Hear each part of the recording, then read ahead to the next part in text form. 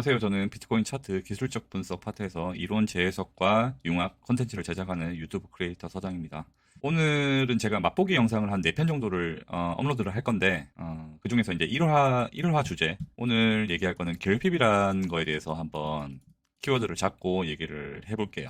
스포를 미리 하자면은 1화가 이제 결핍에 대해서 얘기를 할 거고 2화는 분석과 확률에 대해서 얘기를 할 거고 3화는 수열, 4화는 나의 엘리엇 이런 주제를 가지고 얘기를 할 거고요. 일단 1화부터 말씀하자면 이 결핍이라는 용어가 사실 어떻게 보면 정확하게 얘기하면 욕구라고 표현을 하는 게 맞을 수도 있어요. 욕구. 이 단어가 더 적합할 건데 사실 저는 이제 이 욕구라는 단어가 좀 부정적이고 여러분들 또한 이 욕구라는 단어를 쓰다 보면은 자기 자신을 너무 자책할 여지가 있어서 저는 결핍이라는 단어를 선택을 했습니다. 선물에서 자책과 반성을 통해서 여러분들께서 얻으셔야 되는 도출물은 긍정적인 결과물이어야 하거든요. 근데 자기 자신을 이제 너무 자책을 할 여지가 있어요. 선물에서 자책과 반성을 하는 것은 좋지만 이게 반드시 긍정적인 결과물로 끝맺음이 돼야 합니다. 자신감과 멘탈을 계속 떨어뜨리는 것은 매매에 있어서 결코 좋지가 않아요. 계속되는 자책은 나는 어째도 안 되겠다 이렇게 생각을 하면서 던지게 되는 기폭제 역할을 할 수가 있습니다. 그래서 자신감이 있을 때 손절도 잘하고요. 다시 하면 된다. 여기 말고 또 좋은 자리 찾을 수 있다. 이렇게 생각할 수 있는 게 자신감이거든요. 그래서 여러분들께서 뭐 반성을 하시거나 하는 건 좋지만 그 결과가 다시 자신감을 회복하는 수단으로 쓰셔야 될 거라는 거를 좀 강조를 저는 드리는 편입니다. 저는 이거랑 관련해서 수년간 매매를 하면서 다양한 결핍들이 있었거든요. 지금은 다소 없어진 부분들이 많고 한데 추려보니까 한 6가지 정도 되는 것 같더라고요. 그래서 여러분도 같이 들으면서 공감을 하는지 한번 들어보세요. 제가 첫 번째로 얘기하는 거는 도파민 뭔지 아시죠? 이 매매 중독에 대한 결핍들이 있으신 분들도 있을 거예요. 매매 중독. 저도 겪었던 일들이 있고 이거에 대해서 먼저 조금 설명을 하자면 습관성 매매에 대한 내용이거든요. 내가 포지션이 없고 시장을 들여다보고 있는 무포지션 상황에서 뭔가 익숙한 패턴이 포착이 되고 내가 이 자리는 빠질 자리인데 이 자리는 오를 자리인데 생각을 하시고 가볍고 쉽게 들어가는 상황은 사실 나쁘지 않아요. 내가 스캘핑을 전제로 했고 짧게 먹고 빠지거나 반익반분 잘한다라는 생각이 있고 자신과의 약속을 잘 지키면 상관은 없다고 봐요. 제가 여기서 이제 얘기하는 문제점은 뭐냐면 무포지션일 때가 아니고 이렇게 파동이 내려오고 있을 때 바닥이라고 생각하는 데서 여러분들께서 롱을 들어가세요. 롱을 들어갈 때 관점이란 게 있을 거예요. 내가 여기서 롱을 잡으면 여기 정고점을 넘어서 이렇게 뭐 이 정도에 잡는다라든지 정고점 못 미쳐서 떨어진다든지 이런 뷰를 보시고 보통 여기서 롱을 잡으실 거란 말이에요. 근데 뭐 내가 롱 잡자마자 막 이렇게 가주면 참 좋아요. 그죠? 근데 이렇게 파동이 안 나옵니다. 대부분 변곡에서는 천천히 캔들이 움직여요. 깰 것 같이 또 내리다가 이만큼 가다가 또 조금 올라가다 다시 떨구고 막 이런 식으로 된단 말이에요. 결국. 그러면 여러분들께서 여기서 뭐 반익절을 하시고 본절 걸어놨으니까 조금 안 보다가 다시 다음 파동이 나왔단 말이에요. 여기서 또 뭐 익절을 하실 수도 있고 홀링을 하실 수도 있어요. 문제는 여기서 어떤 계기가 있었고 여기서 요만큼을 떨궜어요. 그러면은 이거를 보고 있으면 모니터링을 계속 하다 보면 얘가 이제 곧 바닥을 깰 것 같거든요. 그러면은 이때 내가 롱을 익절을 하고 나서 떨어질 거라고 미리 예상을 하고 이거를 지금 안 나왔을 테니까 모르시겠죠? 여기서 숏을 타버린단 말이에요. 숏을 타서 요만큼에서 반익절하고 본절 나가면 상관은 없습니다만 제가 얘기하는 궁극적인 내용들은 대부분의 차트 흐름이 궁극적인 내가 TP를 가는 길이 이런 식으로 안 가요. 이런 식으로 깰 듯 하면서 마지막에 이제 이렇게 올라가거든요. 이거 경험해보신 분들은 아실 건데 예시를 한번 들어볼게요. 자, 여기를 한번 볼게요. 예를 들면 여러분께서 여기서 뭐 롱을 뭐 이때는 못 잡는다 치고 이때 뭐 롱을 적당하게 들어가시거나 여기서 뭐 다이버를 보고 이런 보통 길게 빼고 짧게 한번 더 빼면 다이버가 걸리죠. 이런 데서 롱을 잡으면서 이게 사실 박스권이었다고 인식을 어느 정도 하실 수가 있었을 거예요. 아마 이때 파동을 보시면서 했던 분들은. 그래서 이게 뭐 고점을 넘어갈 수도 있고 예를 들어서 고점 못 미치거나 고점을 살짝 넘기고 떨어진다는 어떤 관점을 가지고 내가 여기서 롱을 진입한 분이라고 칠게요.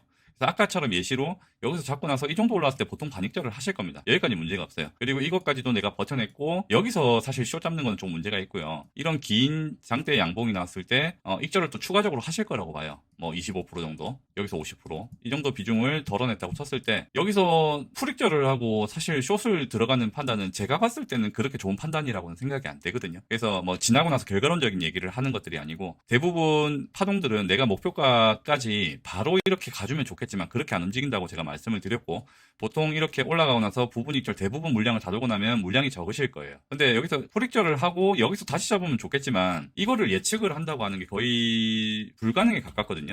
여기서 숏을 잡고 뭐 반익절 하는 거는 하실 수도 있어요. 근데 여기서 롱을 잡는 타점을 잡는 거는 제가 봤을 땐 쉬운 건 아니거든요. 그래서 뭐 W라고 생각하고 X에 다시 떨어진다라고 생각을 하는 게 보통적인 시각인데, 우습게도 대부분의 긴 파동, 그리고 쉽게 올라가는, 여러분들이 희망하시는 잡자마자 바로 올라가는 파동은 바로 이런 데서 나와요. 이 한 흐름이 끝났다라고 보여지는 그쯤 돼서 마지막 상승이 나오는 경우가 많기 때문에, 물론 여기서 롱을 잡을 공부를 하기는 어렵지만은, 내가 여기서 롱을 잡고 반익절을 하고 반익절을 또 하고 나머지를 본저로 올 때까지 홀딩을 해본다는 의미는, 마지막에 정말 뒤통수를 치는 이런 세력들의 움직임들, 여기서도 이제 내려올 것 같이 내려오다가 유턴을 해서 확 올라가는 이런 것들을 사실 예측으로 먹기는 수익으로 가져가기는 힘들기 때문에, 나는 잘 모르니까, 분석을 잘 못하니까, 어찌 될지 모르니까 들고 있어 본다, 이런 마인드로 나머지 25%의 물량은 가지고 계셔보는 거예요. 그래서 여기서 여러분들이 50% 수익을 가져가고, 여기서 25% 추가 수익을 가져가고, 나머지 25%를 이거를 가져간다고 치면은, 사실 이거 두 개의 합 정도가 될 수도 있어요, 이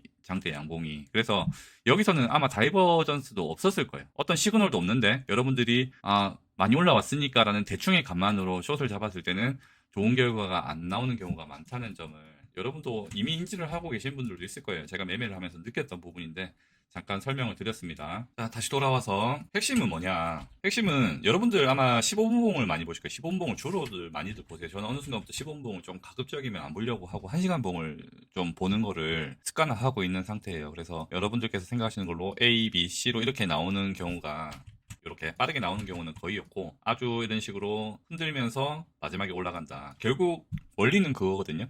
여기는 사실 누구나 예측할 수 있는 지점이긴 해요. 예측할 수 있는 두 지점에서 내가 익절을 털고 나서 예측할 수 없는 부분에 대한 것도 남겨두셔야 된다는 거죠. 사실 이거 예측할 수 있다는 얘기는 대부분들 익절을 하고 숏을 탄단 말이죠. 근데 정말 장대 양봉이 나오기 위해서는 여러분들의 숏을 터트리면서 올라가야 돼요. 숏을 건 사람들을 터트려야 되고, 다시 올라가냐 하면서 시장가로 타야 되고, 이래야지 가격이 급변하거든요. 이 원리를, 기본적인 메커니즘을 이해를 하신다면 여러분들의 물량 중에 일부는 바로 스위칭을 하기보다는 좀 끝까지 들고 가보시는 거를 말씀을 드리고, 이게 해답은 아니에요. 이게 이제 여러분들한테 이거는 아주 이론적인 얘기고 누구나 과거 차트를 보면서 쉽게 할 수 있는 얘기고, 이게 해답이라고 얘기를 하는 건 아닙니다. 이거는 뒤에 다시 내용을 얘기를 할 거고요. 그래서 첫 번째 설명은 제가 도파민, 매매 중독, 이거에 대해서 이제 설명을 드렸습니다. 그리고 두 번째로 결핍에 대해서 설명을 드릴게요. 평단에 대한 결핍이 있는 분들이 아마 많으실 거예요. 그래서 부정적인 거는 사실 그거에 이제 자랑용. 나 여기서 발바닥에서 롱 잡았다, 뭐 이런 것들 누군가한테 자랑을 하거나 하기 위해서 한 건 좀 부정적이라고 볼 수 있고, 사실 긍정적인 건, 좋은 취지인 경우에는 스탑로스를 걸기가 마음을 편하기 때문에, 스탑로스라는 게 이렇게 파동이 내려오다가 여기서 잡고 롱을 잡고 여기서 반익절을 하고라는 계획을 전제로 했을 때, 내가 여기서 롱을 잡아야 반익절 후에 스탑로스를 걸 수가 있는데, 여기서 롱을 잡고 물려있다가 여기서 반익절도 못하는 경우가 있죠. 물리면 안 좋은 게 반익절을 못해요. 너무 수익이 작다 보니까. 그래서 다시 평단에서 막 이렇게 비비면 스트레스는 스트레스대로 받고 반익절도 못하고, 뭐 이렇게 손절 라인 터치하고 올라가고 뭐 이런 경우들이 많다 보니까, 이 평단에 대해서 잘 잡아야지 내가 스탑로스를 걸고 마음 편하게 있을 수 있다. 뒤에 마음이 편하기 위해서 바닥을 잡고 싶어하는 욕구는 저도 마찬가지고 누구나가 다 있으실 거라고 생각을 해요. 근데 대부분 이런 취지는 좋지만은 사실 현황 실제적으로는 바닥이라고 생각했던 부분이 바닥이 아닌 경우들이 많이 있죠. 그래서 뭐 여기서 한번 잡고 1차 매수 모아간다라는 합리화도 하기도 하죠. 여기서 1차 매수하고 또 여기서 2차 매수하고 결국 2까지 내려오면은 바닥을 잡을 수 있는 시간 텀이 굉장히 긴 경우가 많아요. 이때는 빠르게 떨어지고, 그래서 이 바닥 충분한 매집 시간이 있을 때 후회를 하죠. 기다릴 걸. 근데 다음번에 가면 또 마찬가지 이거를 되풀이합니다. 사실 이게 문제가 맞죠. 문제가 맞는데, 이것도 해소를 해야 되는 부분이에요. 여러분께서 여러 가지 생각을 하면서, 혹은 이제 어떻게 하는 게 좋은 방법일까에 대해서, 이게 실력이 또 쌓이다 보면은 나중에는 여러분께서 진짜로 바닥을 잘 잡으실 수도 있어요. 예를 들면 저도 이제 뭐 흐름이라고 하는 게 짧게만 얘기 드릴 건데, 매집 시간이라는 거는 있어야 된다라는 생각이에요. 그래서 이렇게 떨어지고 이렇게 떨어질 때, 사실 이 텀이 짧은 시간이라면, 반나절도 안 되는 시간이라면 또 딸굴 확률이 좀 저는 높다고 생각해요. 그래서 어쨌든 좀 내가 세력들이 이만큼의 긴 하락을 가지고 왔다면, 내려오다가 반등이 급하게 나오는 거는 대부분 숏 수익화라고 보시는 게, 여기서 이제 숏을 잡은 세력들이 내려왔을 때 숏 커버링이란 걸 하잖아요. 숏을 수익화를 하면은 이렇게 캔들이 좀 일시적으로 내려가는 경우가 있는데, 이거는 숏 커버링과 롱 매집은 또 다른 개념이기 때문에 바닥에서 며칠 동안 이렇게 흔들면서 뭐 심지어는 일주일 동안 비비는 경우도 있어요. 그래서 결국 바닥을 그렇게 떨어지는 칼을 급하게 잡을 필요 없다는 뭐 얘기는 다른 사람들도 다 하는 거니까 길게 얘기하진 않을게요. 그래서 이런 평단에 대한 욕심들은 다들 가지고 있지만 실제적으로 바닥을 잡는 케이스들은 20%도 안 된다. 대부분은 80%가 물려있는 경우가 많다. 이런 얘기들을 말씀을 잠깐 드렸고요. 이것도 해결책을 지금 당장 드리고자 하는 건 아니에요. 제가 뭐 여러분들한테 바닥 잡는 기법에 대해서 설명을 드리려고 영상을 찍는 사람이 아닙니다.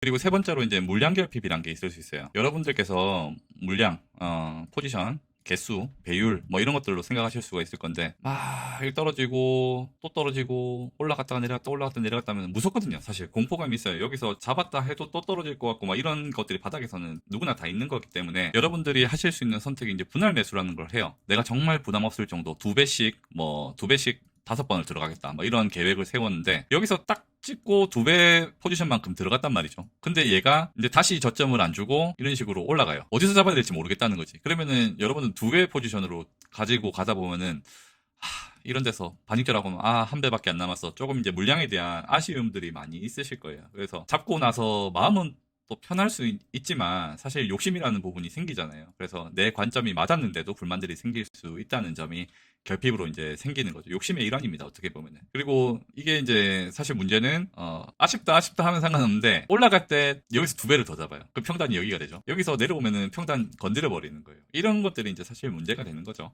그래서 이 결핍에 대해서 어떻게 하면 좀 해소를 할 수 있을지에 대해서 생각을 좀 해볼 수 있는 시간을 나중에 가질 거고요. 앞서 말씀드린 이제 평단 결핍, 그리고 방금 말씀드린 물량, 이거 뒤에 얘기할 내용들보다 이거 두 개가 사실 제일 많이들 일반적으로 가지고 계신 건데, 이거 두 개가 합쳐지게 되면 이건 진짜 최강의 조합, 최강의 콤비입니다. 이게 사실 두 개가 짜락까지 가게 되면 곧 청산을 가신다고 보시면 돼요. 5번에 3번을 승리해도 2번이 어긋나면 끝나는 거예요.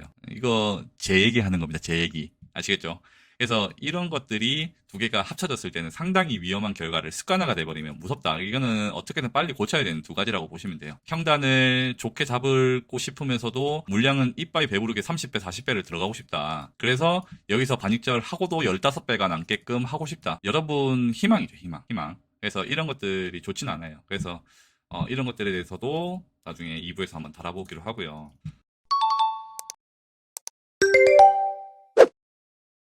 자, 다음으로 얘기할 거는 제가 뭐 이름을 좀 애매한데 승리자의 결핍이라고 명칭을 한번 붙여볼게요.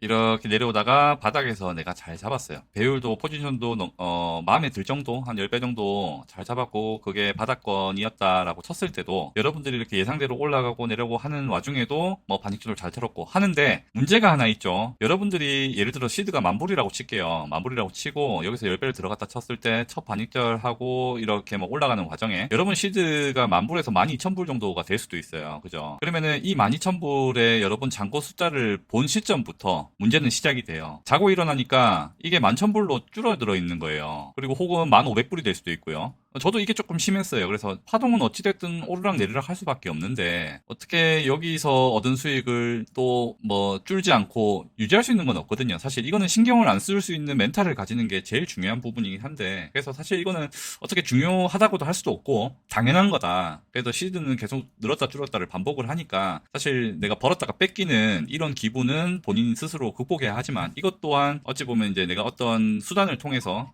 극복할 수 있는 게 없는지 한번 같이 찾아보는 시간을 갖도록 하고요. 마지막은 아니죠. 요런 것도 있어요. 행복회로.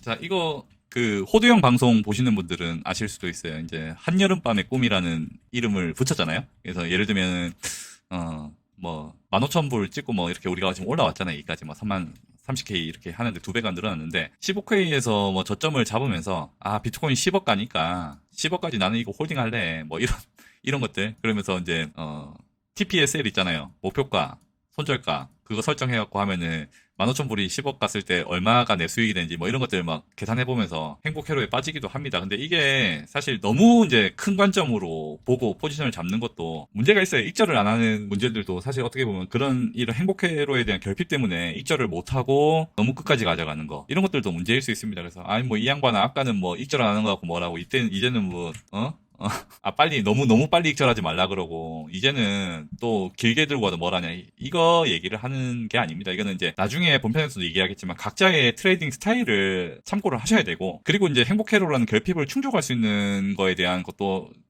대안이라고 하면 대안 뒤에 거를 얘기를 할 거기 때문에 미리 이런 부분이 있다라고 얘기를 하는 거예요. 제가 여기 이 편에서 다 이걸 해결할 수 있습니다. 혹은 다음 편에서 여러분들의 문제점들을 명확하게 해결해 드리겠습니다. 이건 없어요. 이건 없는데, 제가 했던 내용들을 어떻게 하면 조금 개선을 할 수 있는지 수단이 될 수도 있는 것들에 대해서 제시를 하는 정도는 제가 할 수 있기 때문에 지금 이 영상을 만들고 있다고 생각하시면 됩니다. 그리고 자 마지막입니다. 마지막으로 시드 결핍이란 게 있을 수 있어요. 이거는 참 마음이 아프죠. 누구나 돈 많이 있고 사실 뭐 저 또한 마찬가지인데 제가 뭐 100억, 200억 있으면은 정말 욕심 없이 해도 하루에 뭐 몇천만 원씩 벌면서 할 것 같다는 그런 생각은 저도 많이 해요. 여러분들도 1,000불 가지고 계신 분은 10,000불 가지고 하는 분들 부러워할 거고 10,000불 가지고 계신 분들은 100,000불 가지고 트레이딩하는 분들 부러워할 거고 다들 그런 부분들이 있을 거예요. 시드 결핍들은 누구나 다 더 상위 단계를 목표를 하기 때문에 이런 것들은 생길 수밖에 없어요. 그래서 시드 결핍에 대해서도 다음 편에 이제 좀 주제를 가지고 대안을 여러 가지를 제시를 할 거예요. 그래서 제가 오늘 문제점만 결핍에 대해서 문제점만 한 6가지 정도를 얘기를 했단 말이에요. 지금까지. 그러면은 6가지를 진단은 했다. 좋아. 근데 그러면은 어떻게 하면 되는데? 그러면 어떻게 하면 되는데 답을 드릴 수는 없지만 제가 했던 것들을 다음 편에서 말씀을 드릴 거예요. 이 편에서 제가 얘기를 하면 영상이 너무 길어지고 조금 지루하고 집중이 안 될 가능성들이 좀 크거든요. 그래서 그거는 다음 편으로 주제를 미리 짜놨고 스크립트는 영상은 저는 지금 바로 녹화를 할 거예요. 보시는 여러분들만 조금 주제를 나눠서 한다 보시면 될 것 같고 그래서 여러분들 오늘 얘기했던 거는 제가 이런 것들에 대해서 얘기했습니다. 6가지 정도에 대해서 얘기를 했고 이거에 대한 게 상세하게 하면 이런 것들이 될 것이고 다음 편에서 다룰 것들은 제가 했던 수단들에 대해서 한번 얘기를 해보고 제가 영상 프롤로그 2편에서 말씀을 드렸듯이 저는 여러분들한테 영감을 주기 위해서 노력할 거예요. 이게 답이다라고 얘기를 하는 부분들이 아닙니다.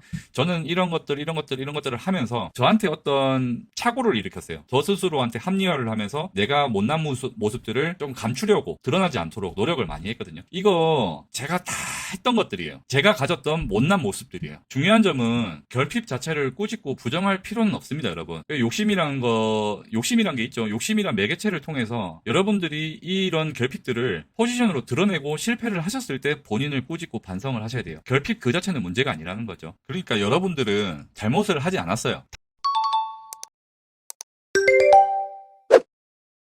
다만 이 선물 시장이 워낙 좁았고 여러분들이 아직까지 방법을 찾는 중일 뿐인 거예요. 그런 과정일 뿐인 거고 제가 한 20살 때부터 갑자기 알러지 반응이 생겨가지고 약국에 가가지고 이제 그 지르텍이라는 알러지 약이 있거든요. 그거를 한 4년인가 복용을 한 적이 있었어요. 맨 처음에 이제 피부과를 가고 했는데 이거는 고칠 수가 없다라고 얘기를 하더라고요. 그 다음에 하루에 하나를 반으로 쪼개서 반알씩 먹고 또 이틀에 반알 먹고 이런 식으로 조금 텀을 늘려가면서 다스리라고 하더라고요. 평생 먹을 생각까지 하면서 결국 저는 한 4, 5년 정도 후에 작은 시술 하나 받으면서 이게 마취하고 나니까 체질이 뭐가 바뀌었는지 그때부터 알러지 반응이 안 올라오더라고요. 그래서 그런 식으로 다스리는 부분이 필요할 때도 있다. 무조건 다 뜯어 고치려고 하지 말고 자책하지 말고 그런 부분에 대해서 얘기를 하는 겁니다. 그래서 키워드는 합리화라고 보시면 돼요. 합리화를 긍정적으로 활용을 하는 것이죠. 그래서 저는 이러한 결핍을 다른 수단으로 해소를 하는 방법론에 대해서 제시를 일단 할 건데 늘 말씀드리지만 제가 뛰어나서 가르치는 게 아니고 작은 아이디어 하나를 떠오를 수 있게 하는 키워드 거기서 여러분들께서 이거를 이렇게 어떻게 활용하고 하는 것은 여러분들의 몫인 거고요. 이 부분에 관한 내용은 아까 말씀드렸듯이 영상이 너무 길어지니까 집중력 떨어질까 봐 다음 영상으로 업로드를 하는 걸 하루 뒤에 바로 나올 거예요.